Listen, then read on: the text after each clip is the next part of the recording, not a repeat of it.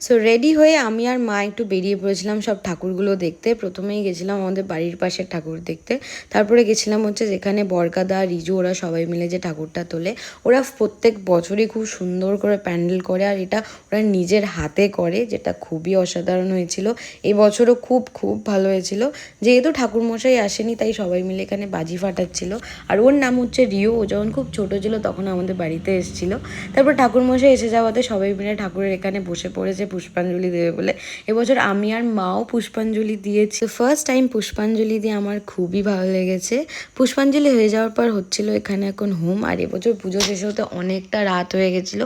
তো যাই হোক, তারপরে ড্রেস চেঞ্জ করে আরও একটা ঠাকুর দেখতে বেরিয়ে গেছিলাম, যেটা আমাদের বাড়ির পাশেই ছিল। এখানে প্রত্যেক বছর নানা রকমের এরা থিম বানায়, আর এবছরের থিমটা আই গেস ভূত প্রেত কিছু একটা ছিল। তো যাই হোক, এদের ঠাকুরটাও খুব সুন্দর হয়েছিল। এনিওয়েজ, এই ভিডিওটা এই অবধি। দেখা হচ্ছে next video. Till then tata.